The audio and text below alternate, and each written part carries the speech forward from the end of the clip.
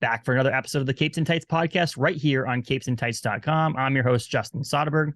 This week, we chatted with Liana Kangas, creator, writer, artist extraordinaire of comic books out there on this world, but known for their work on IDW's True Cult, which wrapped up in December and is heading to a trade paperback this coming summer, as well as Know Your Station over at Boom Studios, which last issue comes out this April, and again is also heading to a trade paperback in the fall. We talked comic books. We talked a bunch of different stuff on here. What a great episode. Liana is such a treat to have on the podcast. So I want everybody to enjoy this. But before you do, check us out on Facebook, Instagram, and Twitter, as well as visit our website, capesandtights.com, for a lot more content. And subscribe, rate, review 5 stars, please, on Spotify and Apple and all your major podcasting platforms. This is Liana Kangas, artist on Know Your Station, as well as True Cult, and much more on variant covers around the world. Enjoy, everybody.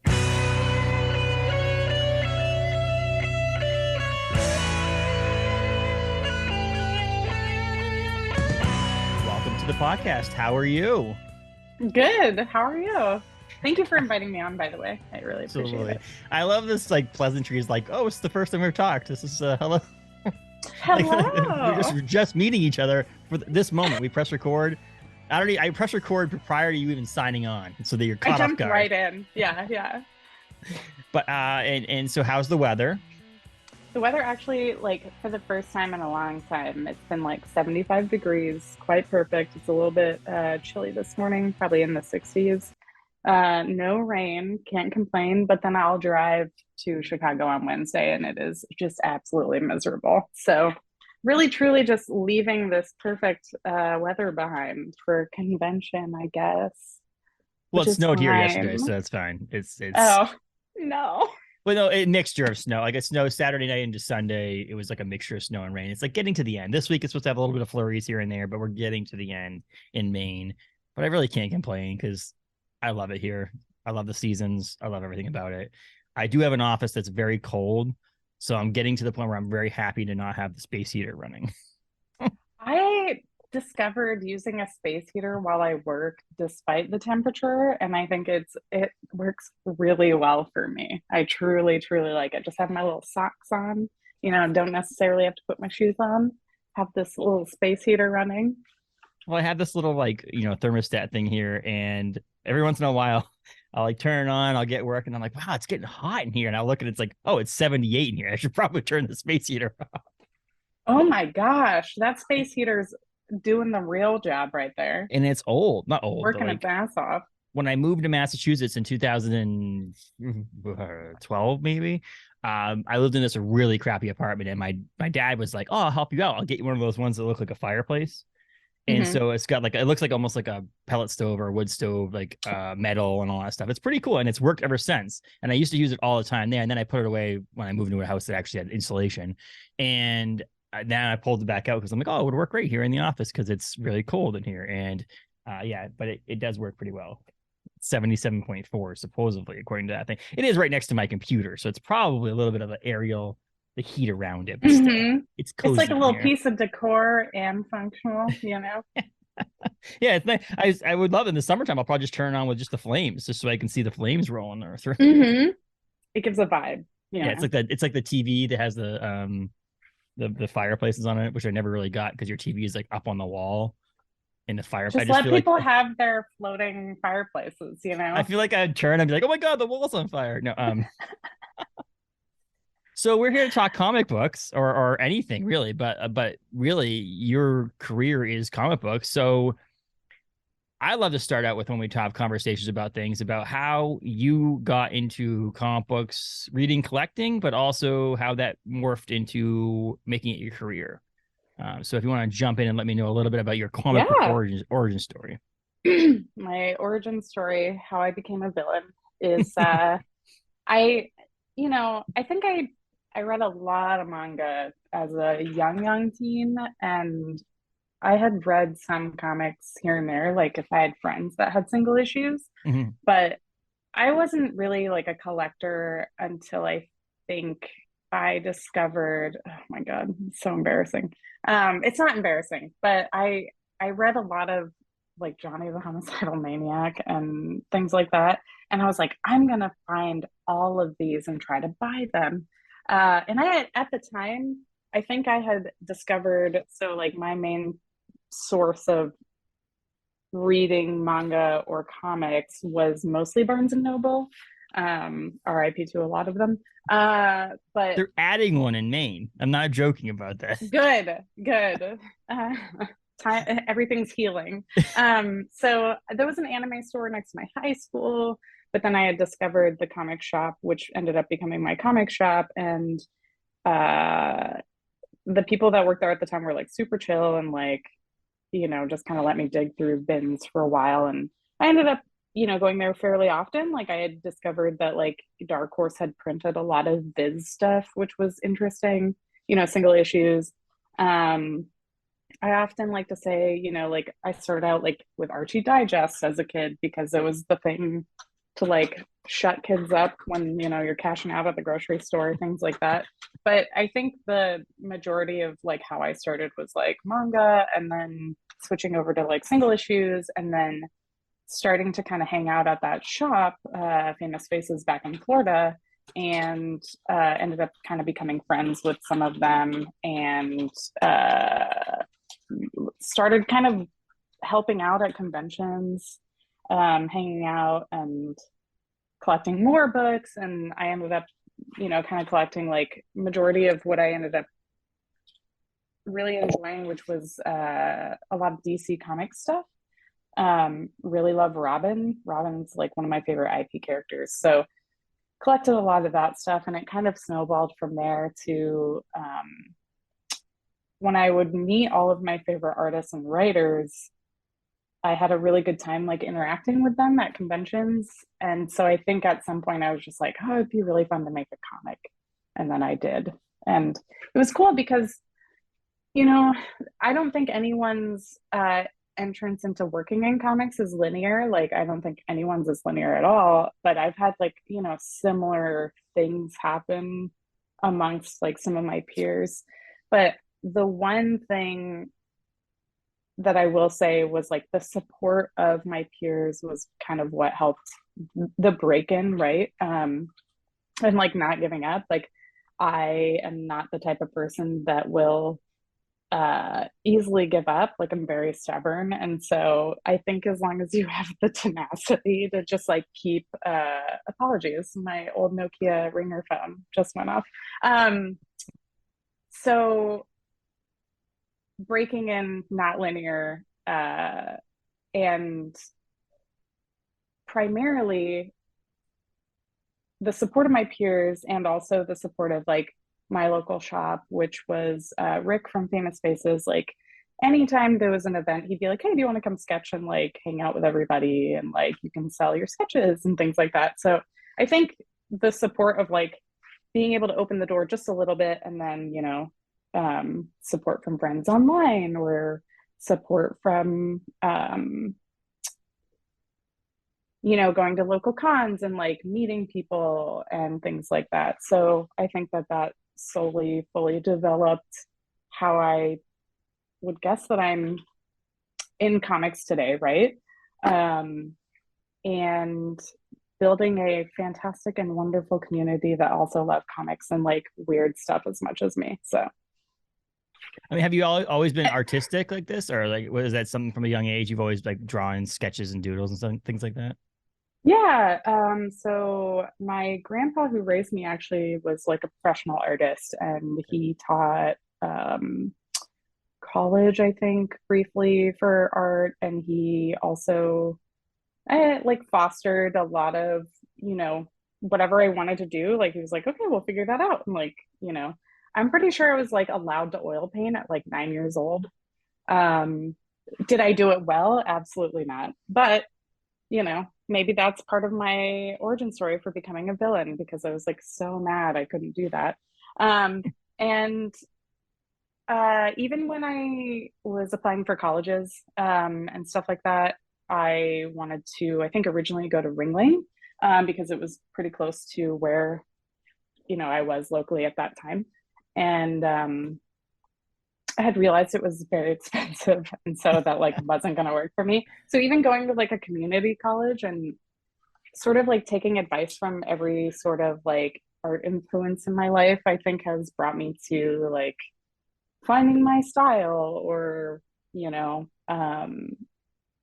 how I process work. And like obviously that's also influenced by peers as well. Like I'm actually in a studio with a wonderful illustrator and graphic designer, and like even being in a similar space or like a closed space with somebody like that as well, it tends to like influence and you know reflect in your work. And um I would say the primary way I essentially did art was the support of my grandpa. Mm. So I think I've went through every form of format. Like I did do oil painting for a while, and I did do graphic design as a job for a really long time.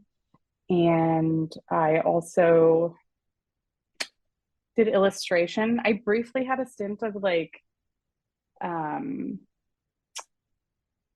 like news article illustration, and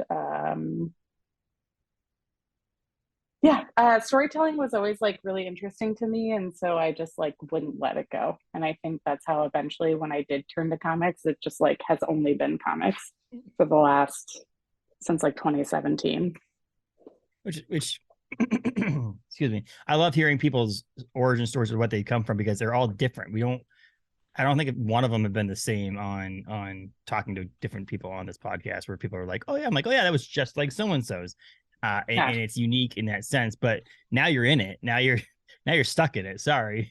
Unfortunately, comics likes to take a hold of you and then like just not let go.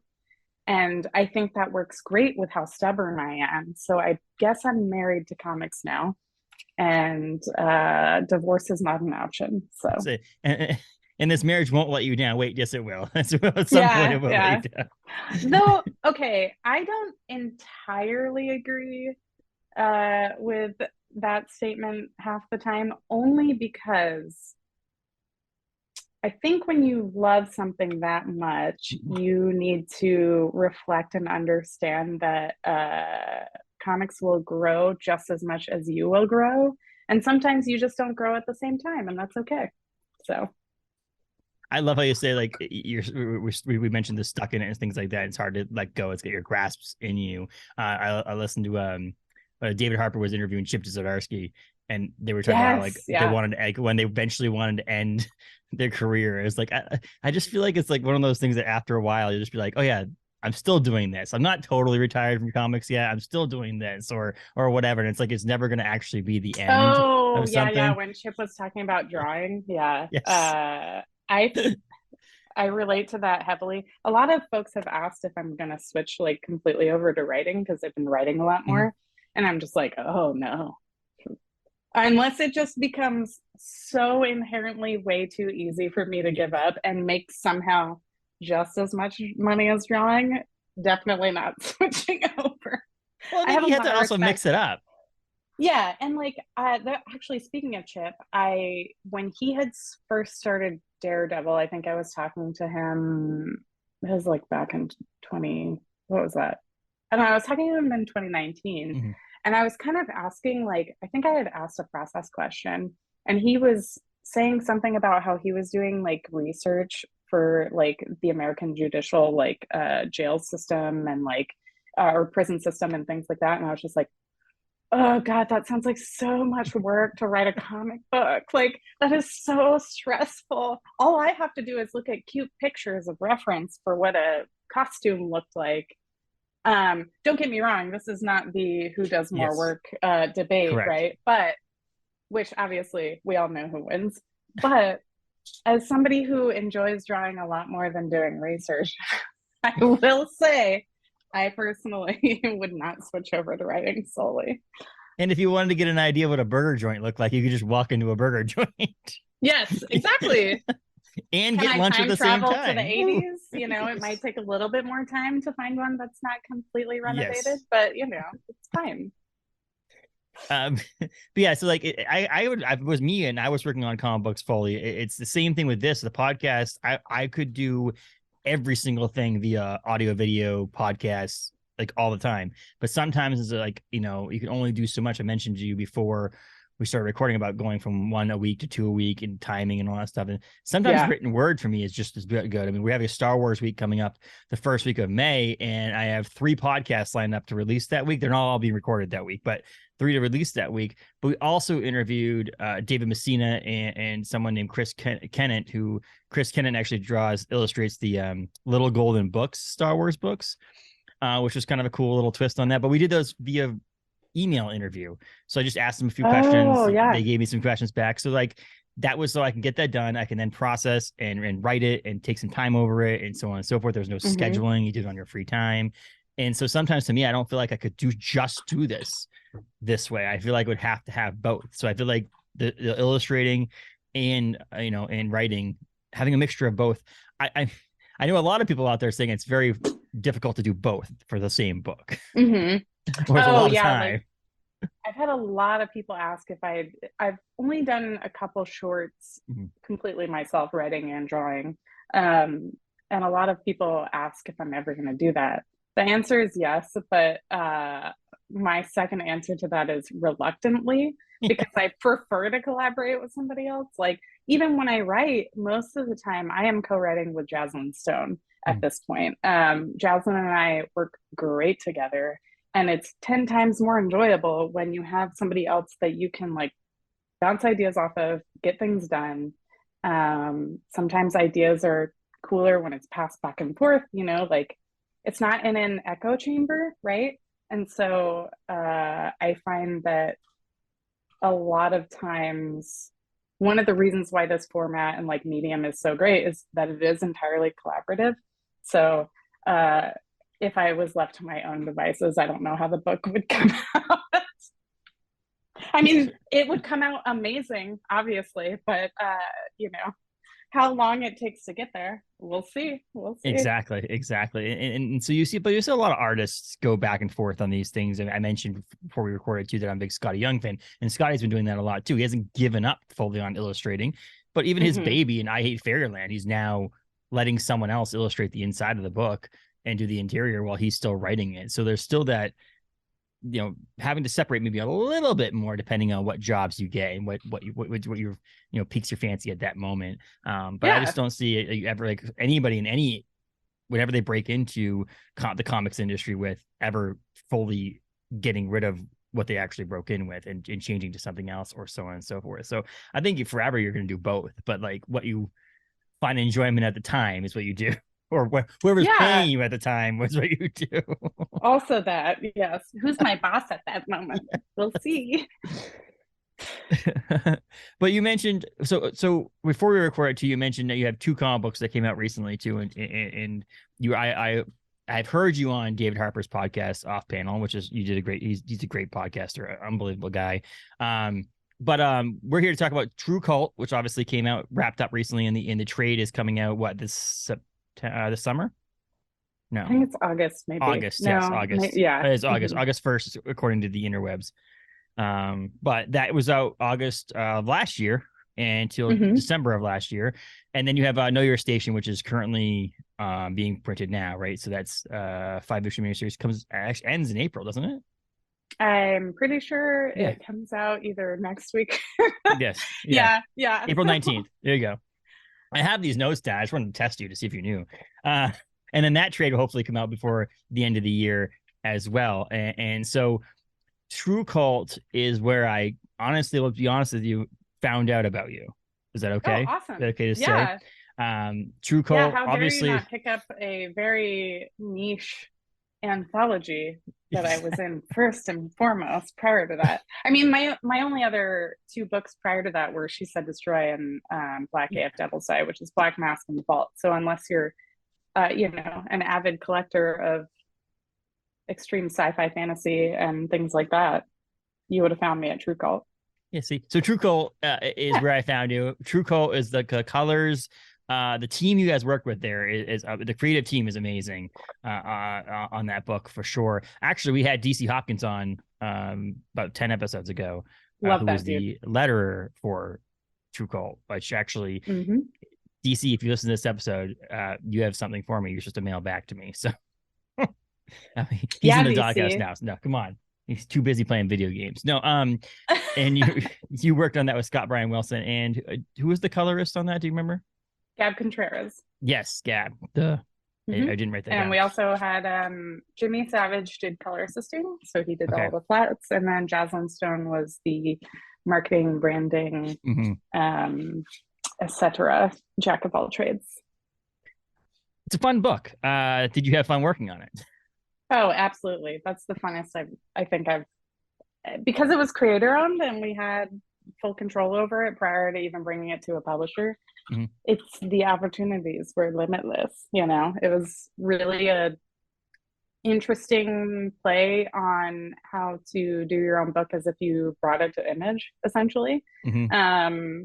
Full control, even having to print the one issue that we printed for Kickstarter. We were released the rest digitally, and then IDW was interested in picking it up, which was awesome because it gave like that second life, and we like brought it to 5 issues as opposed to 4. Extra content, even cooler because it's in print. As somebody who collects single issues, Scott and I were very stoked about that. We're both, big comic collectors.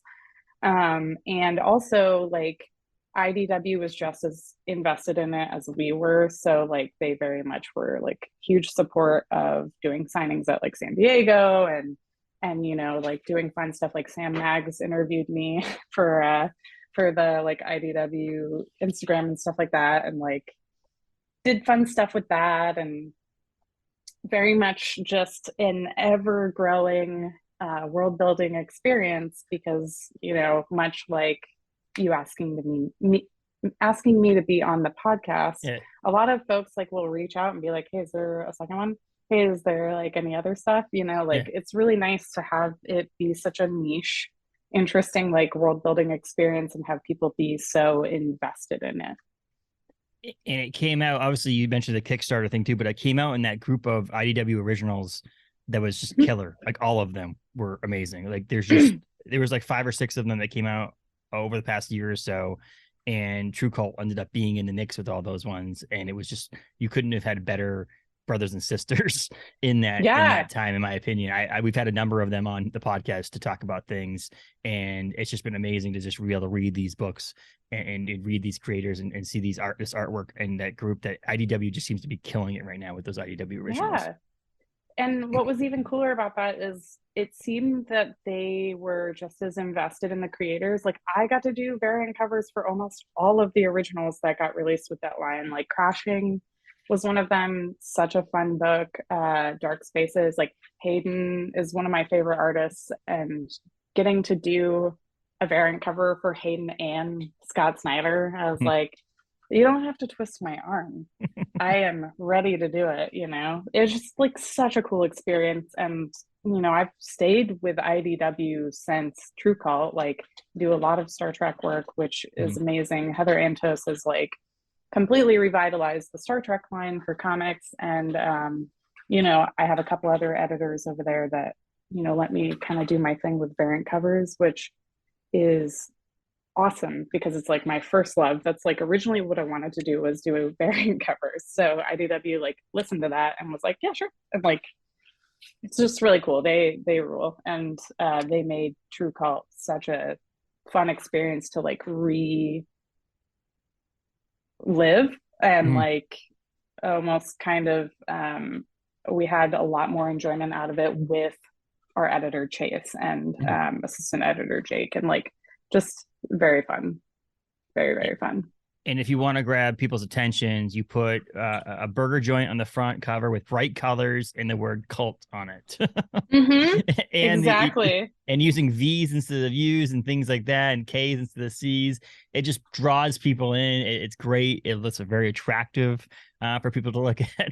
So that, I hate it. What did I say to someone the other day? They were talking about, I forget what it was. They were mentioning something I was at my LCS, and they were like, oh, and I was like, oh, so you're judging a book by its cover? And then he immediately came back to me and says, yes, look at this shelf. That's all we do here. I was like, oh, okay. That's literally what, variant covers are for. You're Perfect. shoving that in my face that you're judging a book by its cover because, oh yeah, a lot of us look at these covers and go, oh, I want that one, and then open it up and look and so on. But like, yeah, it was kind of funny how you shoved me back in my face. But yeah, it's like the colors, the whole idea. The first issue I've read like 5 or 6 times because I just love it and I love the whole thing. But like the idea that there's just so much going on, but also like I said, but there's also a storyline to it that you can also follow. But we mentioned the single issues, and you mentioned prior to maybe not reading as many as we possibly can and want to. That the funny thing is, I forgot to mention to you that a lot of these single issues that are behind me, I've read issue 1, and maybe not the rest of them yet. That's always my problem. And then I'm like, ooh, the trade's out. And then also buy the trade. And I'm like, this is double the amount of book that I should actually physically own in a space. But here we are anyway.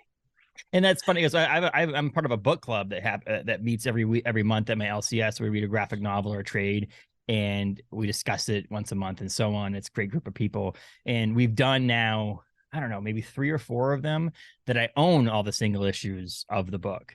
And I still was like, okay, but I also want the whole idea about the book club really behind the scenes is the LCS is looking to another way to make money. It's their job. Mm-hmm. They want to sell books.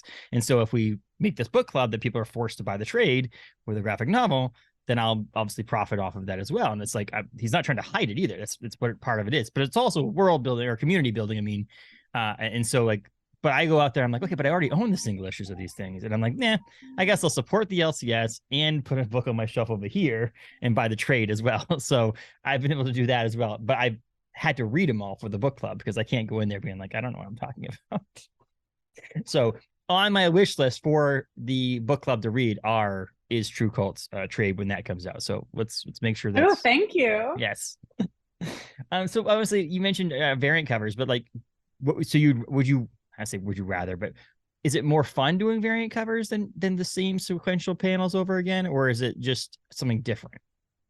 I think it's just something different, like doing an illustration and like spending a lot of time on it and making, I mean, it's kind of like marketing, right? Like there's a whole process behind like the piece has to be complete in itself and have good composition and work well with the designers, like layout of the cover and like everything like that. So it's like kind of problem solving to me, sort of like how laying out a page sequentially would be. But it's also like rendering, making this a final product that's like worthy of print and or advertising and marketing. And I just find it to be really fun. And I, as somebody who also likes collecting certain artists' variant covers and things like that, that's what kind of drew me to that. There's just like this whole side of the industry, like beyond collecting single issues for whatever it may be, whether you're reading it or like you're collecting it for collector value or anything like that. But for me, it's the art side of the industry. And so I really enjoy, like, most of my variant covers now are on, I draw them on paper. And so it's cool that it's almost in the art collectors side along with variant covers. But it's also like following your favorite artist and like getting to collect that and then like getting to buy an original piece. And like, I enjoy that side of the industry. I think it's very, I wouldn't say it's like a smaller side of the industry. I just think that it's very niche. Mm-hmm. And so like these companies that have, art reps, sort of like, Cadence or Essential Sequential and things like that, like it's really cool to see that they have like a presence at conventions and like involve the customers, with the experience of like getting to see your favorite creators and like getting special things from them. Like Tula Lote is one of my favorite artists, and like I love her art books that they'll drop once in a while, and sometimes you can get like an original like mini sketch like book plate that she's done. And so it's things like that where it's like, yeah, I also collect her covers, with especially if I see like a new series that has one of her covers, I'm like, oh, I'll pick that up. So it's just like another way of getting introduced to more interesting stories and new creators too. Like I think that it's a really fun avenue for when one of my editors asked me to do a variant cover, I have a lot of fun with it because one, I get to read the book immediately, which Hmm. is awesome. So I get to read it before it even comes out. Number two, I get introduced to new creators like that I wouldn't maybe necessarily find immediately from just like shopping off the shelf. And three, like you're investing your time and energy and like promoting their book. And so it's fun to like make, new friendships or peers or like, even sometimes new collaborators you meet that way. So yeah, I just think it's a really cool part of the industry and it's like one of my favorite things to do. And even though it's different than storytelling, Yeah. it's definitely very, very fun. And I get to play around with color a lot because like coloring sequentials is very time consuming. Hmm. And so I like to color my own work and I almost prefer it with covers. So it gives me a chance to like have a little bit of fun and like draw something new. And I mentioned this with DC Hopkins too. We mentioned earlier that the lettering books gives you an opportunity to work on a bunch of different books that you might not actually have time to work on, like by Illustrator, or have the opportunity to partner and be the interior artist on. But variant covers are very similar in that sense, where you get to work on a lot of different properties that they're not hiring you to do the entire interior, which means that you don't have to worry about that time and energy and effort. You Yeah. can literally just do that one thing. But now you have the opportunity to work on Star Trek and the different IDW originals and all this other stuff that you have Hmm. a now you have a piece of that book. Now you're part of that, potentially part of that creative team in a sense. And it's kind of cool. I was thinking about, we talked about comic conventions and how I help with some of the graphics just the comic conventions in my area. And I was doing one for Kane Hodder, who played Jason in Friday the 13th. And I realized that he's been in a bunch of stuff, but nothing that people would know about other than Friday the 13th and maybe Hatchet. And so I was doing is like, you may know him from, and I was like, Friday the 13th. And I was thinking, I was like laughing about the fact that that's all I really can put in here if someone actually didn't recognize him from. So now you, as a variant artist too, could be like known for True Call, Know Your Station, and then comma, and then you could list a bunch of different variant covers that you've done, and now you're Yeah. known for all those things. You would never guess that I've worked on like, I mean, to not to list my accolades, but like It's Star Wars, Star Trek, yeah, the RZA, like when someone's like where the pendulum swings in terms of like what I can say that I've worked on, like satanic metal burger joint, and then pinup for like Z2's book that yeah. they collaborated with the like I've done like Blondie stuff and like Joan Jett and um just kind of interesting. And like, obviously, I'm forgetting a whole bunch off the Oh top of yeah, my head yeah. because I don't have my website up or anything. But you kind of start losing track unless you're like constantly like doing stuff for that half the time. So it's, uh, yeah. I like that it kind of adds a lot of variety because like you said, it doesn't take a lot of time and like the projects are shorter. Um, and and two, it's like nice to be a part of something. Like I'm doing all the B variant covers for like End After End, which is a Mhm. vault series that Tim Daniel and DB Andry are co-writing, and they both have been two major parts of um like in the industry. Like I often call Tim Daniel like my dad.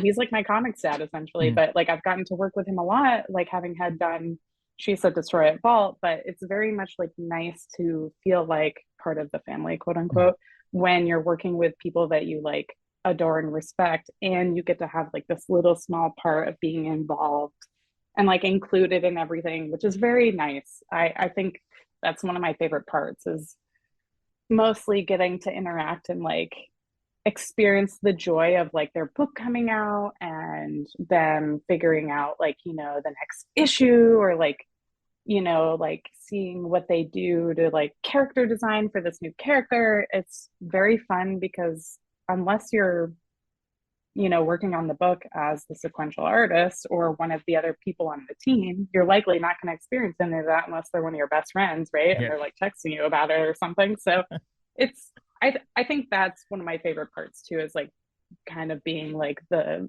like on the sidelines. You're not a creator on the book, but like I don't know, like you feel like you're part of a club. Yeah. I mean, I would say I did laugh a little bit when I was younger, and my brother and we were associated with like local bands, and we'd go on like mini tours or play shows and things like that. And I would always run the merch table because I'm a good manager and I'm a good like project director. I But could see like, that for you. I but don't I'm know not why, but I'm like, yep. but I'm not as good as like, and if you look the stuff that's behind the scenes on scheduling and getting things in place for the podcast and our website, as a lot of like, I could just do that, spreadsheets and things like that. I'm very good at that. I'm not as good as like my entire family is musical. Like they can sing and they can all play multiple instruments. I can do neither. And so I was always the person like at the merch booth, just selling things and so on and so forth. But I used to love when my brother would play like 7 stages over from like a major act, and they didn't even play on the same day, but it was at the same festival. And so when they would tell people like, who have you played with, he'd be like, I played with Marilyn Manson. And it was like, did you really open up? No, well, he played at a Generator stage that was like 3 days prior to when Marilyn Manson played, but always would tell people that he played with Marilyn Manson. And I was just like laughing because you could technically do that with like a Star Wars creator or a Star Wars book or something like that. Like I worked with so and so, and really all you did was a variant cover. You didn't actually create the property. Like it's just one of those weird things that like it was, you should be able to. It's not lying, but like one of those things that you can add to that, to your quote unquote resume of stuff that you've worked with so and so and so and so. Although you just did a variant, not just, I hate the word say you only did a variant cover, and not the actual like full series or so on. But it's I always equated that with artists variant covers, like I did so and so did this or whatever. But yeah. It's funny um you say that because I've been in a couple books that have won like Eisners or Ringos. And so I think some people see that and accidentally have listed me as like a Ringo or Eisner Award winner. I'm like, as much as I would love to be an Eisner Award winner, maybe we remove that because that's not accurate and or true. Or let's reword it to say that I have been in a book that in is an Eisner award Award, winning. yes. Yeah, yeah. And that like stresses me out so much because I never want to be that guy because I'm waiting for the day that I am that guy and I can't wait for that. But I don't want to be that guy that's like, like I have been in a million award. I mean, it's very nice to be surrounded by incredible talent and phenomenal creators that are award winning and they deserve all the accolades, not me as a byline on a article or something. You know what I mean? I'd rather that effort go towards the actual award winner. But it's cool though because I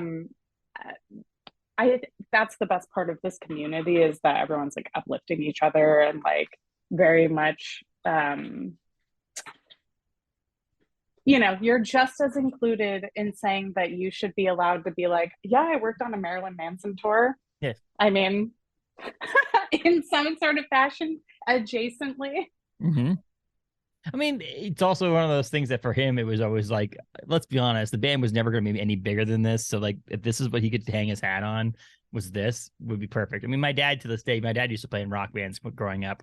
And he used to he played with a couple of people like Heart or things like that. He's always been like, oh, I opened up for this person in the same thing. It's like, that's always when he's hang his hat on because that's the pinnacle of his music career was opening up for Heart. And I was like, okay, yeah, sure. That's great. That's a huge, that's but pretty cool. It is, but like they have no idea who you are. Like they didn't even know you were there. They were just backstage. So like he never met them. He just played on the same stage as them, which is fine. Like I said, you have the right to do that. If you get to that point, you had the opportunity to do that. But I was just laughing about how you can say now you literally go on and on and on. But variant covers also are beneficial to upstart artists. In my opinion, people could talk about variant covers all day long and positives, negatives, and all the different things that are out there, variant covers. But like the number of people have learned about their artwork based on a major book or some sort of book having a store exclusive variant or just a variant cover that was given this person an opportunity.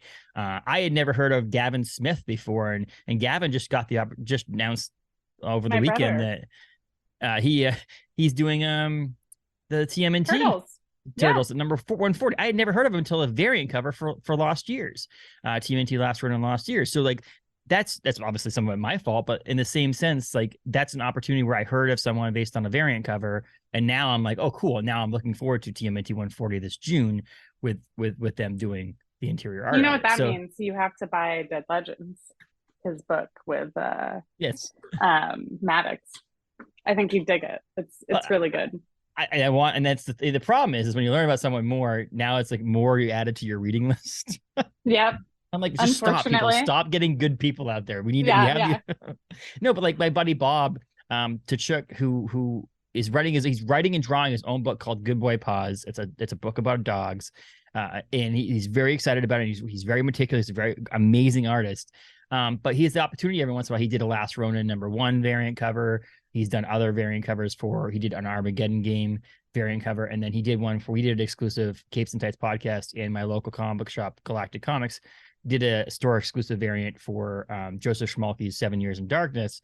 And he did the cover for that. And so but that's an opportunity for someone who may never have heard of him or seen his artwork or anything, get an opportunity to see these things. So it's almost like adding to your resume for some of these artists who just get these variant covers. And some people make a living and that's all they do. Like it's all they ever do is variant cover, which is great. You get to work on a bunch of different projects. You're always something new.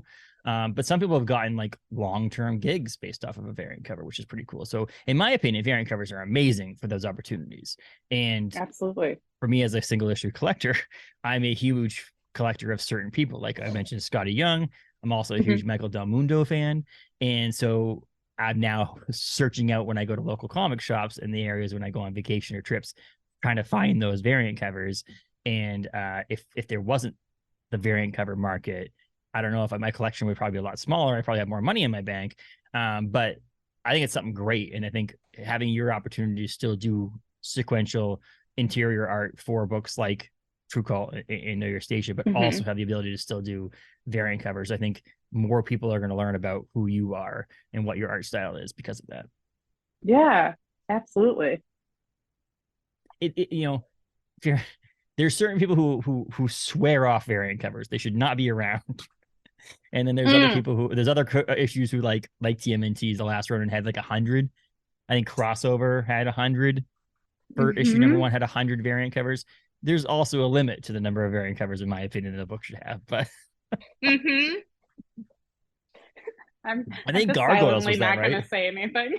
I think Gargoyles and Darkwing Duck was a similar thing with that. It was like when you looked at the Previews World release for that, it was like cover GG. And I'm like, okay, when you're starting to do double letters on a cover, that's a lot.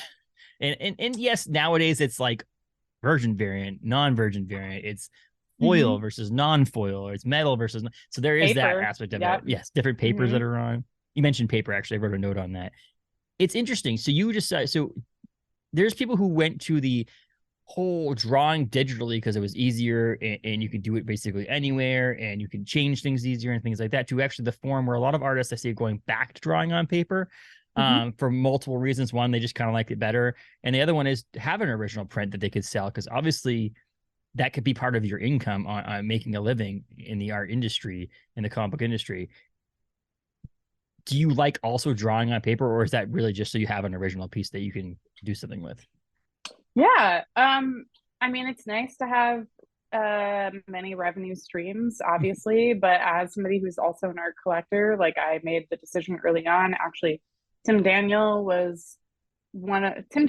Scott, my collaborator on True Cult, was like, hey, you should draw on paper more so that way you have some stuff to sell, and I'm like, oh yeah, you're right, totally. But then when I had started doing variants on, inking on paper, usually my process is primarily digitally, and then I'll bring pencils to paper and then I will ink it. I think my ink work traditionally is a lot stronger for variant covers. And it's just like a different style that I work in that I really enjoy a lot. It just is more time consuming. And so the amount of sequentials that I've actually done on paper is a lot lower. I think I've only done Guar and my Dagger piece in terms of sequentials on paper, because it's just extremely time consuming, and I'm going to be editing it in Photoshop anyway at some point. So, and depending on whether or not I'm going to have notes for a series or anything like that, digital is always just easier. But for editing, even like for frame of reference, when I do Star Trek covers, a lot of notes that come in, I would say 90% of them are always going to be in terms of likeness. Like that's one of my strong suits. And so I think that's primarily why I really enjoy doing likeness covers. But editing somebody's face digitally post traditional, like on paper, is a lot easier because I'm not making a lot of background edits. I'm typically not making any edits to the composition afterwards anyway. So sometimes, like, even my Picard original looks slightly different than the cover, obviously, because of, you got to get his face correct. Patrick Stewart, right? Yes. Is that the correct? Yeah. It's early in the morning. I haven't had my coffee 100% yet still. So I say early in the morning. It's 11 a.m. It's okay. I'm probably the only person I could probably tell you that was in Star Trek, because I just am not a Star Trek fan. Yeah. And so, like, to me, saying that is like, it's probably because I realized that he was in the X-Men, and that's probably why I know why he's in Star Trek. You're like that actor. So I really enjoy drawing on paper. It's something to like kind of talk about with other peers, which is fun. Like, oh, what new pens have you gotten? Things like that. Tactile, it's wonderful. And also, like you said, art collectors are typically interested in buying originals. And it's nice for me to have now this like collection of like originals that I can sell when, when I want to have that available. So it's fun. And it also, like, I don't know, it's like a more involved process, and I like bringing that to the table of my pieces. So it's funny though, because I've seen artists with the sale price of some of their variant covers that are far more valuable than what they actually got paid to do the original artwork. And that's pretty, it's just the crazy thought process. I mean, the whole business part of comics you can go on and on and on about, but like that, having that option is a huge thing. I mean, a friend of the podcast, Ben Bishop, he has a couple of covers. Great friend of the podcast. He's been a great friend for a long time. He's amazing. Oh, speaking of that, on his Instagram profile now, it does say artist on the New York Times best-selling Last Ronin graphic novel. So he is well using deserved. that. Well deserved, honestly. I'd be like, I know him for the aggregate only. Yes. Which, that's a sore subject, because a lot of people are still waiting for aggregate too, Ben. Well, listen, you can't he's not give busy up or turtles, anything. Well, now I can't blame him. He just had a baby, so I can't, like, now it's like, okay, take time off. Please take time off. But he also doesn't ink. He uses thick pencil. Like, he actually pushes harder and he does a technique on that. But his original artwork is selling for more than he got paid to do the variant cover for certain things too. And so I want a couple of them. I'm like, I really wanted the crossover variant cover he did a number of years ago now, that I was like, oh yeah, he sent me a private message on Instagram. He was like, I don't know, it's like $400 or $500, whatever you want to do. And I was like, at this time, I don't want to pay, whatever, I'll wait. But now it's on his website for about $1,800. So I probably should have pulled the trigger a while ago on that thing. But it is one of those things. I mean, and my wife wanted to get me a Scotty Young original piece of artwork from his website. She didn't realize that she thought he was like a local small person, and didn't realize that his artwork was worth. There was one piece on there, I think, for 10,000, and I was just like, okay. She's like, we don't have that kind of money, and I'm like, it's okay, I don't need it. Take out a second mortgage for your Scotty Young CNO. Hey, don't need that. I have priorities. I have original prints of things that are numbered and things like that. That's as much as I need. It's okay. Don't worry about it. But yeah, it's a great thing. It's a second source of income. It helps. I mean, a lot of us who are big fans of your artwork or someone else's artwork, having that piece to be able to hang on the wall is huge to me. I mean, I think it's huge that I have a couple of pieces on the wall that are prints that are like limited edition prints that are cool enough. But if that was an original piece, it'd be even cooler, in my opinion. So having that opportunity and sequential art on the inside, unless it's a really, really, really captivating panels, I don't see as many people wanting that as an original piece as they would want the original cover or a variant cover, in my opinion. Yeah, I have a lot of pages, and it typically depends on what the content of that book was. So, like, for instance, one of my favorite, I have 2 pages that I own that are like if there's a house fire, those are the first things I grab off the wall. One is a page from the plot. Hmm. Josh Hickson, one of my favorite artists. This is very depressing, but it's the scene where the kids are at their parents' funeral. And I relate to that scene quite heavily for a lot of reasons. So I was like, I'm going to buy this. I love Josh's work. I want to support him, but also this page means a lot to me, And so it's supporting like the art Hmm. rep and the artist, which is very fun. And also, I get to look at that on my wall all the time, which is very fun. And my other one is a Cliffchain Paper Girls page, which, you know, I'm not going to say what it is because a lot of people still haven't read it yet, and it's a spoiler page, but it is, again, coming with me if there's a house fire. You know what I mean? I I can will see that. risk. I mean, depending on the book, and I have a wish list thing that I have out there that I don't want to say exactly what book it came from, so someone doesn't go, "Oh, that's a cool thing," and then buy it out from under me.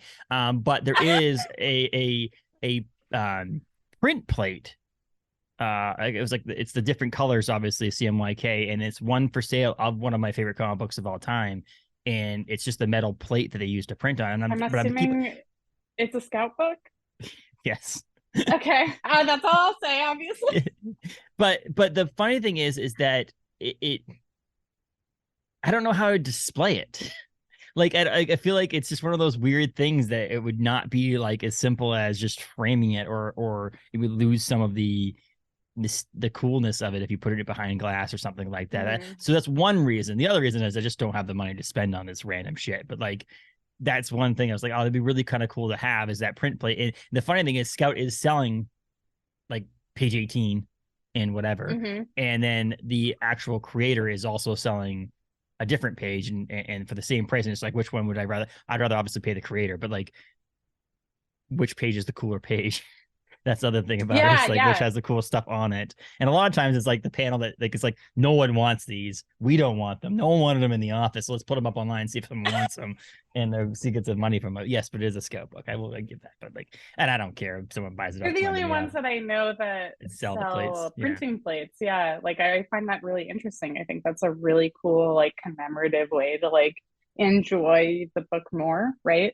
Mm-hmm. Which is like people who have the privilege of like investing in artwork or like use it as a priority. I wouldn't necessarily say, yeah, both privilege and like Yeah. who prioritize art in their life to be able to buy a page or a printing plate or like a limited edition print or like even like a head sketch at a con or Mm-hmm. whatever, right? Like it's so important and is such a big part of our industry. I feel like that's not talked about a lot. And that's why cons are so great and like The getting to cons are see like, yeah. amazing for that. Yes, that's I Mm-hmm. love that. And actually, a story that people who listen to the podcast are probably tired of hearing is I'm a big George Perez fan, and I will be for the rest of my life. And rest in peace, George Perez. But it is one of the only pieces that my wife and I agree on that's allowed to be in the hallway of our house. Like a lot of my artwork and things that I own is in here. I have Mm-hmm. two pieces of artwork in the living room. One is obviously we're in Maine, and Scotty Young did a cool on black paper with white and yellow and red. It's Georgie going into the sewer from It, and it's only 100 were made, and I have that out there, which is pretty cool.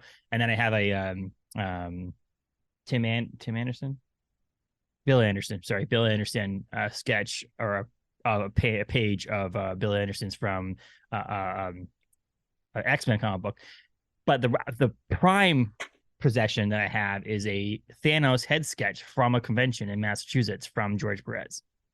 That's And awesome. the meeting George and just having a conversation, it was $40. Ready for this? $40 for the sketch, signed as many comic books as I wanted, and took a picture with me for $40. Next to that person was a famous person, quote unquote, famous person who was charging $80 for an autograph and $100 for a photo. And I thought to myself, like, is that autograph even worth I think it's how you $100? prioritize it. Like I will say, as an artist who charges, I Yeah. actually someone complained about how much I charge for CGC stuff, and hey, that's fine. But sometimes, some of us have to pay for booths and stuff, so Yeah. you like make up for the cost of that. Or Yeah. I've seen like a lot of folks talk about you know, like pricing for sketches, things Mhm. like that. It's also how much they value their time being spent, right? And Yeah. so if somebody's willing to invest that couple extra, you know, a little bit, they it's almost like a connection point, right? Like they're willing to be like, "Oh man, thank you so much for like spending a little bit extra money," right? Like I'm playing devil's advocate here only because like George Perez is like obviously national treasure, right? And Yes. for someone and the folks like Chris Claremont and things like Yep. that who don't charge for any signatures and like things like that. It's so cool to see how like some guys can do that at cons and then there's other folks and like everyone's just like there should be like mutual respect amongst, you know, Correct. pricing and things Yes. like that. Yeah. And I'm thinking more on the not the creators doing that. It's more of a celebrity of sorts. Like it was more that the best thing about this convention in Massachusetts was that George Perez was set up as one of the celebrity guests, not just in like artist alley or things like that. Like they were actually set up in a booth next to a actor, Oh, that's which was kind cool. of cool. And so the Yeah. actor was the one charging photos and for autographs. And I was like thinking to myself, I'm like, this person next to you has probably created the thing that you are famous for, Yeah. and they're Yeah. charging less than you are. And that was the one I think kind of like that irked me a little bit. But I've had every range of things, to people charging autographs, to people saying, hey, just buy something from my table, buy a Yeah. print, buy Yeah. something, and I'll sign a couple comic books for you. Thank you for investing in da da da That's da. awesome. And I've had that before with like I've gotten prints like buy all 4 sets and I'll sign whatever you want. I'll go out and sign your vehicle. I don't care. But it was just like those kind of cool things are cool. And then I've had other people who are like, okay, I charge whatever 3 autographs for $5 or anything over Mhm. two free autographs as a charge or whatever. And then they say, okay, oh, you're going to get a sketch cover. Cool. I'll do a little quick head sketch on the cover. And then anything else you want signed, I'll just do because you're already investing $80, $100 into Yeah. doing this. So they're like, I'll sign a couple comic books for you too. It's also up to you guys as the creators to say, okay, someone comes to your table with, you know, they hear a rumor that True Cult's being picked up, right? It's going to get a TV series. And they come up to your table with 17 number ones and they Hmm. want you to sign all 17 of them. And you're like, okay, you're not keeping these. This is not for you to just be like, okay, I want to give these 17 to 17 friends. You Something know, that as a I creator. learned, I watched one of my favorite creators one weekend. Somebody brought 10 of the same, and they were the person was like, "And what's your name?" To like write them all Yes. on each of Yes. them, and I was like, "What a boss move! Boss move!" And it's like, and it depends Uh, on what you like. I have 4 or 5 copies of We Don't Kill Spiders from Joseph Schmalke, who's a good friend of mine, and I have them at the house. And I was just like, those are ones that I think I love the book so much that I said, would you be willing to sign all 5 of these? It's like, absolutely, for you. And I'm not gonna sell them. What they're gonna do is they're gonna end up getting, like, I have a friend of mine who's like, oh, really interested in a new comic book. Here's this one, and it's cool because it's signed by the and it's creator. signed, yeah, exactly. And that's actually one of the things I sent a copy of that to DC to have him sign because Ah, Joe has that's signed it. awesome. He also has my True Cult #1. So that's the other part that I wanted.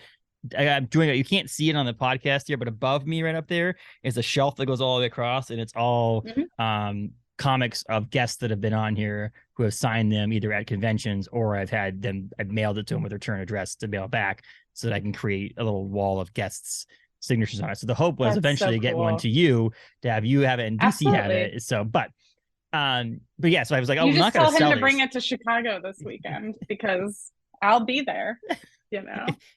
I can track the return shipping, DC. I know where it is. No, the having the your creator, you can say no.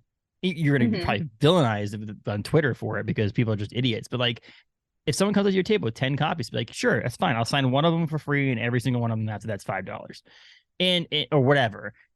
Hmm.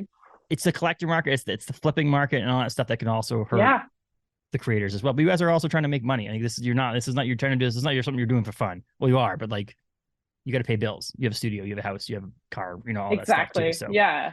I can understand it. But Oh, like, yeah. yeah, it was the I hate to say because also this person's dead, so I don't want to talk about this person past they're now dead. But like you are making money off of someone else's who's probably making less than you, who created the intellectual property that Oh you're yeah, we're you talking acted about in. movie/comics industry. Yeah, that's like a Yeah, like whole. that whole thing about cons. It's like I've been to comic book conventions which had nothing to do with comic books, and it's all just celebrities making money off of Yeah. something. You like the actor who plays in True Cults making more money off of Mm-hmm. the property of True Cult than you did as a creator of it. Would be is just the sad part. That's we can go on for hours about that, but like R.I.P. the day somebody I fan casted as Marty making more money than me. He yes. probably deserves it, but also please still buy my sketches. Yes, exactly right. But you also have, so we talked about Drew Cole for a little bit. Let's we're gonna finish up here pretty soon, but I want to know about a little bit about Know Your Station's currently in its run. Obviously, it's finished because for you, your part of it's finished because Mm-hmm. the last issue is being dropped this month or in April, or when this comes out. No, it won't be. Whatever. In April 19th, issue 5 will come out. Um, it's different than True Cult. Like I like the idea that the colors are also. I have a little bit back here too. It's hard to see, but like it's got those Yes. reds and pinks and stuff like that. So it's up on Oh the my god, wall. I didn't even see Yeah, that. right there. See, if anybody's watching, I'm True gonna Cult take a or Know Your screenshot Station. later. Next to stray dogs too. I love that. That's Thank you. Tony Fleece little head sketch on there, and then we got my other. What's the record below it? Okay, so this is a laser disc. It's a laser disc. American Tail, Five Goes West is signed by Philip Glasser, who voiced Five. Okay, so I I have love Five Goes West. so That's like the it's signed one by him. animated movie that I will just sob the entire way through. That one and Yes. Rockadoodle, both of them just absolute cry city. So he came to Um, the Bangor Comic and Toy Con in my hometown to sign autographs and things like that. Here's another fun fact that it doesn't matter. No guarantee that he's went to the festival. He went to the con just saying, nope, whatever I make, cool. And they loved having him. So he's coming back in April to the main Comic and Toy Con in Portland, Maine, to sign more autographs and take photos with people. So I have a photo somewhere in here, somewhere I don't know where it is, with me and him and my son, which is pretty cool. So like, I cannot wait to show my son Five Goes West and have him actually understand it because I've played it in the background. He's been like, I don't know what's going on. But yeah, so that's a laser disc, very very rare laser disc. I do not have a laser disc honored that player. Know Your I can't play Station. it. Yeah, I'm sure that it's. Well, actually, he was next to yours. That's George Perez drawing my sketch right next to you. So you have George Perez right there too. You're in the company, and that's a beer label that I designed. But That's a fantastic little area. pentagram of yeah, I'm in the center, which makes me feel very That's blessed. that's Jim Steranko over there. But yeah, that's a fun little thing to have back there. I like the little thing there. I was gonna put True Cult there, but DC Hopkins has my True Cult #1. Not to harp on things, DC. But yeah, so Know Your Station is a little bit different. It's not based in a burger joint, it's based in space, right? I mean, Mm-hmm. that's it. It's the only difference, people, is that it's based in space. It's not based in the burger joint. No, it's the wealthiest people in the solar system abandon Earth for a private sanctuary in space, leaving the rest of us to die amidst cataclysmic climate change. First of all, it seems all too real. Okay, you're hitting home here. Well, What's going on here? um, 1% won't be safe for long. A murderer is on the loose and specifically targeting the super rich. So that's the simple. There's the solicitation on Previous World goes on from that. It's 2021's breakout writer from Eat the Rich. Is it Gailey? Sarah Gailey? yeah, Sarah Gailey. And They also wrote like books like The Echo Wife. yep. And yeah, phenomenal fiction writer, novelist. So And rising star, Liana Kangas. I love True the Cult. accolade. Yes. And you take a stab at the ultra wealthy and their dreams of escaping. So how did this come about now? I mean, True Cult, obviously you were working on this at the same time as True Cult, because obviously the first issue came out when the the last issue of True Cult came out. How did this come about? There was a tiny bit of an overlap, but surprisingly, there wasn't a working overlap, which was nice. But my editor, so Elizabeth, our editor on the book, was actually originally my Star Wars editor when I worked on Star Wars, and went to Boom at some point and sent me this pitch, and I was like, oh wow, like I hadn't heard of Gailey before, so I picked up some of their work and like had read it and read the pitch and was like, this is definitely for me. Like I had missed drawing sci-fi stuff.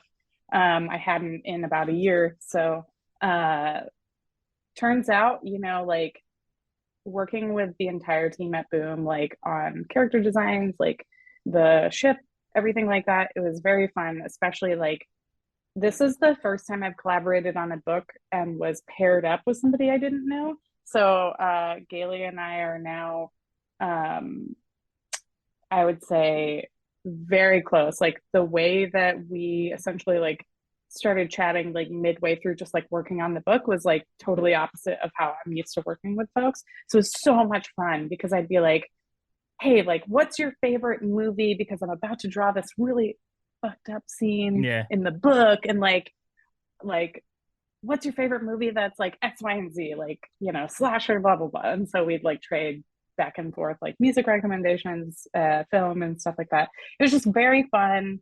And I was finally able to work with like Elizabeth for the first time, like on a long-term project, which was so awesome and like great time. And we just wrapped up and I am very sad about it. But there's always a second life to a book, and we will be promoting it constantly when it's like available for trade, which is great. Yes. And I'm very excited for everyone to finally read the last issue because, wow, what a series! What It's a funny. series! I was trying to look up something on our website, caseandtights.com, about Know Your Station, and I laughed because I just typed in Know Your Station in the search, which is weird for me to do. And every single Boom article that we've ever written comes up because at the very bottom of their press releases, it says such and such is the newest from whatever. And Know Your Station's always written in that thing. So now it comes up with every single one.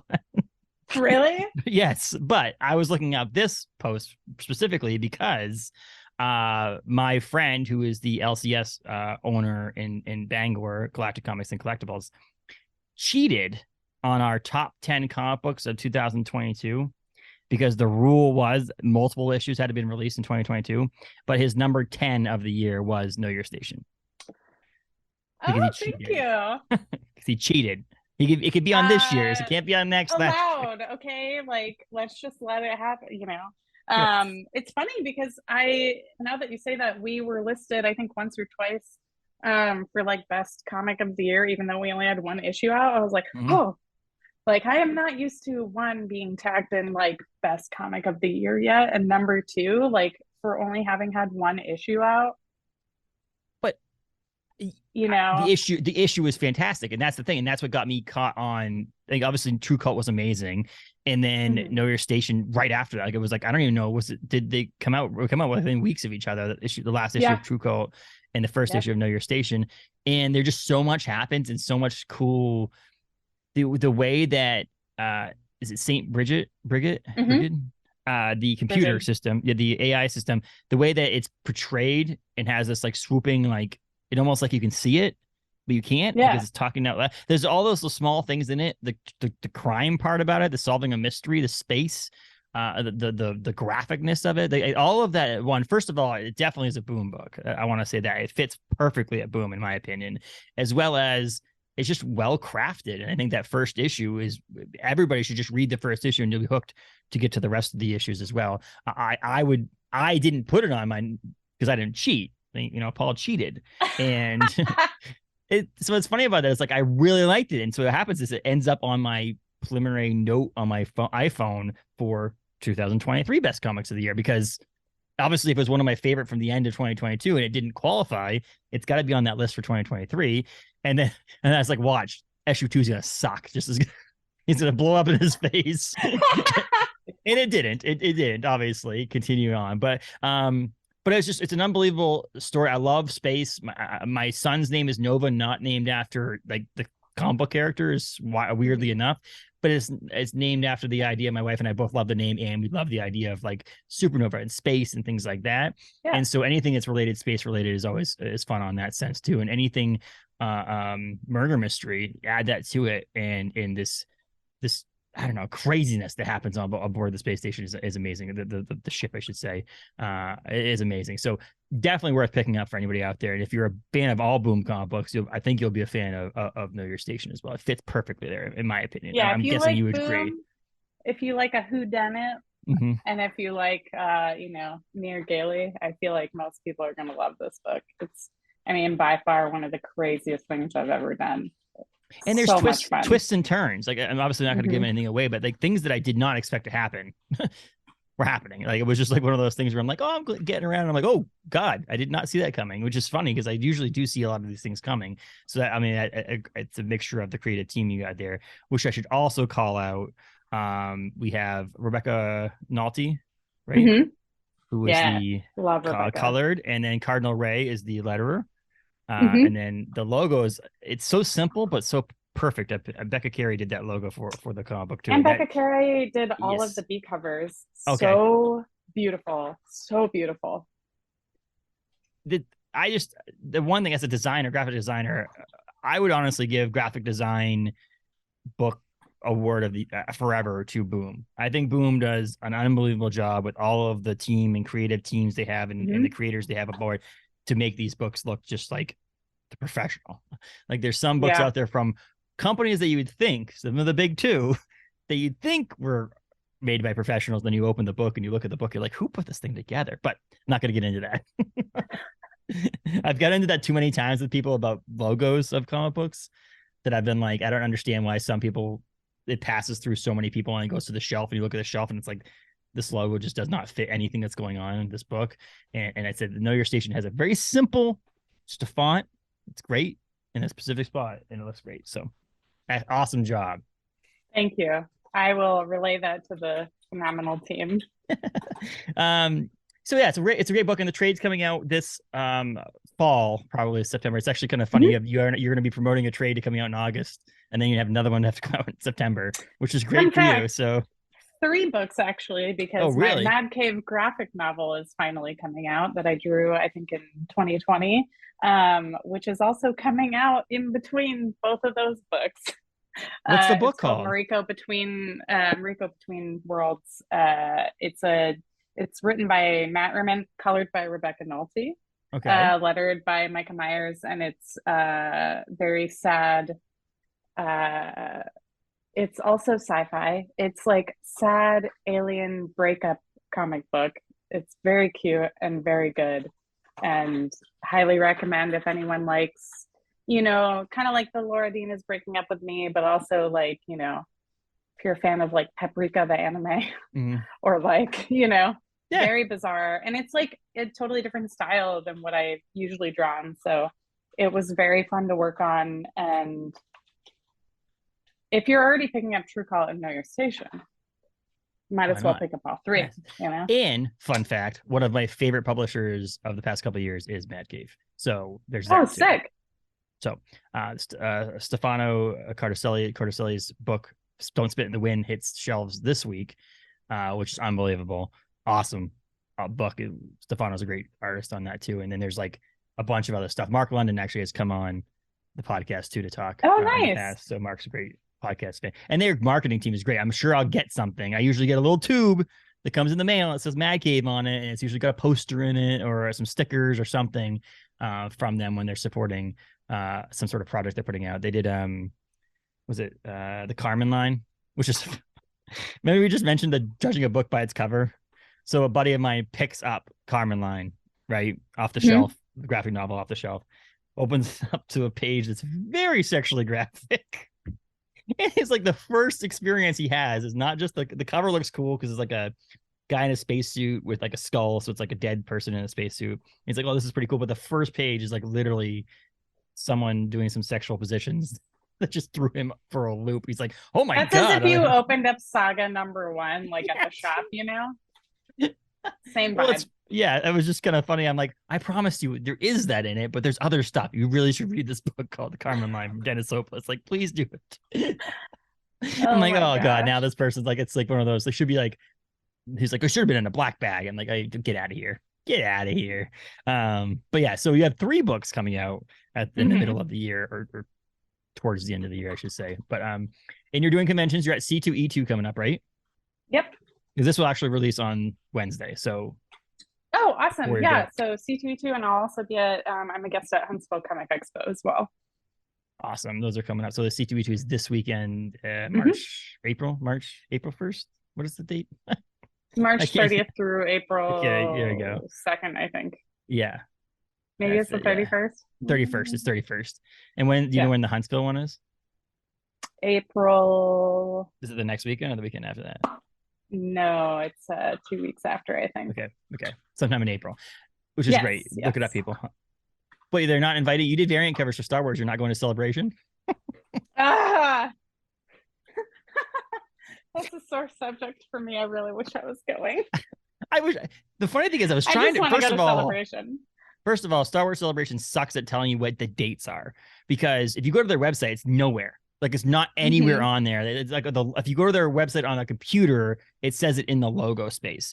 If you go on your phone, there's like literally nowhere. And I went to their Instagram to try to find out on it, so I scrolled far enough back, and it was so funny. I was like, I've heard on another podcast, they're like, oh my gosh, is there that many Star Wars fans in London? I go, yes, I think there is that many Star Wars fans in London because they literally posted tickets and like they were sold out of tickets within like hours of the I think it's like a lot of like hardcore fans too, willing to yes, just like fly travel. out for it, right? Because it used to be in Orlando, and Mm-hmm. now it's Orlando, LA, and London. London now, Yeah. which is like it's great because you want to spread out, like Mm-hmm. you know, Because they're great not that a just convention can like yes. move around and do that, which I'm very jealous about because I still, yes, I wish I was invited and are going. I would love to. Well, yeah. So I was just trying to say the people that we've had on. I mean, there's definitely and people that are coming up that are going to be there too, which is pretty exciting because I'll be able to talk to them after they were Mhm. there too. But yeah, and we're actually having Yeah. Heather Antos is actually coming on the podcast. Yes. Tell So her I said hi. I will. And yeah, so you've been a lot of great stuff going on. I'm very excited that you were able to come on and chat with stuff, Oh my comic books gosh. and all You're this stuff so with fun us. to talk to. You'll have to Yeah. come back for sure. Maybe when we get closer to your graphic novel coming out, because that'd be fun. Right in the middle of that, sometime at the end of the Absolutely. summer, we'll talk about that too. And maybe at some point I'll have a poster because I do have a don't. I just realized that when I was saying this about the poster, there's a "Don't Spit on the Wind" poster hanging right here that Mad Cave just sent me in the mail. I was like, well, now I feel like I have to hang it up. Like I can't. Yeah. Wasting money on me. I don't want to do that. But for Mark London's book, no, I got it. Stop. Hunt, Kill, Repeat. He did a book recently called Hunt, Kill, Repeat, and they sent me a scroll that came from Zeus. It was on this cool paper, and it had like this tie around it with a wax like stamp on it, and it said Wow. there was a letter from Zeus with a poster and all that stuff. And I was like, okay, Mad Cave, stop putting other people to shame here. Let's go here. We love So a good marketing plan. if you don't have one for, you speak to Mark over there at Mad Cave. Say, where's my Zeus scroll? No, Where's my Zeus scroll? Yeah. yeah, right? For no reason because it has nothing to do with my book, but I just want a Zeus scroll. But yeah, so check out, obviously pick up the last issue. I'm hoping they're all sold out all over the world. But if Know Your Station is available or True Cult is in someone's backstock, grab that. It helps the local comic book shop to get rid of some of their backstock, but Yes. also it's a great book to read. If you're trade waiting, obviously in August, you can pick up True Cult and Know Your Station, but let your LCS know, like if you're ahead of time, like say now, just tell them now. Please. Most of them will write a note down on their computer or do something so they can get it in before final order cutoff and get those sent in, and so they're not scrambling or over ordering or under Or ordering. only under ordering. Yeah, I was about to say if they know you like it, they might know that another customer might like it, so they might order a couple, which would be awesome. Which is what happened a lot of times. I'll say I had Mark Bernardin on the podcast a couple episodes ago who wrote Adora in the Distance for Comixology, and I hadn't read it yet, so I was like, oh, let me get a chance to read this. I could read it on Comixology, but I'm like, I kind of want to also have the physical book as a collector.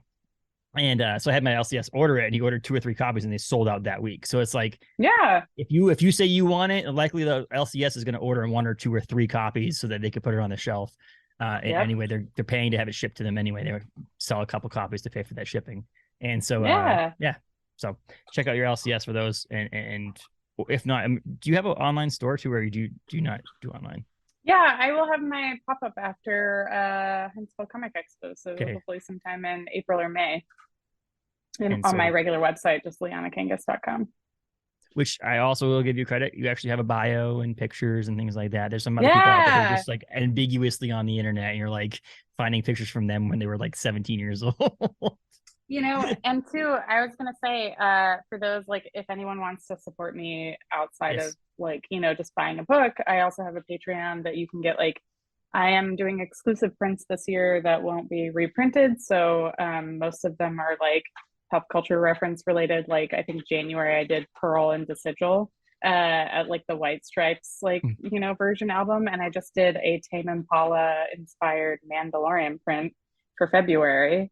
And so you can get that for a pretty low price mailed directly to you, which is very fun. And I love including weird stickers and stuff that I make as well. So that's also available if you don't want to wait to buy a book from my store, or, please call your local comic shop and order some stuff from them too. But, But as I always say to everybody, is that you're a small business in the same way a local comic book shop is too. So if you can support both, please do that, because, and in the end, buy the book wherever the book is sold, because in the end it still supports and shows that people like Liana's work. So this is not one of those things that like don't not buy it because you're trying to buy it on a big store online or something like that. Like, still buy it because it still shows the support, and people want to read this thing, and someone will hire Liana in the future.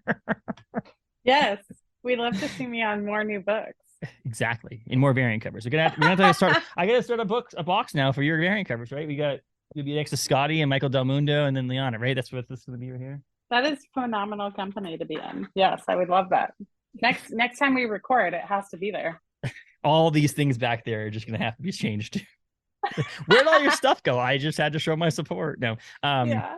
But yeah, and also I mentioned off panel on you. I'm going to give him a shout out too. David Harper. Follow his podcast and all that stuff. He's a great dude as well. So, anything else you want to promote or say or anything like that? No, just thank you, and everyone be good to each other, and be safe and buy comics. And thank you so much for having me on. I really appreciate it. This was a great time. Absolutely, I'm pumped, and at least your car didn't get stolen. We'll talk about that later. Yeah. Future podcast, we'll talk about someone's car getting stolen.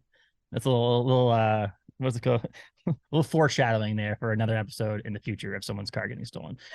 I don't name my episodes like David Harper does it off panel, but if I did, that podcast with that person would be called like Stolen Car or something. It would be. Mm-hmm. So thank you so much, Liana, for coming on and talking comic books and so on and so forth. Obviously, follow you on Twitter and Instagram and all that stuff too. I'm sure if you just typed in Liana Kangas on those things, you'll find you, because I'm pretty sure there's no one else named. My username on everything. Yep. And if you want to be in the wonderful world of Twitter, I don't know how many people want to be there, but you can get there. Mm-hmm. Thanks very much. I appreciate it. Thank you.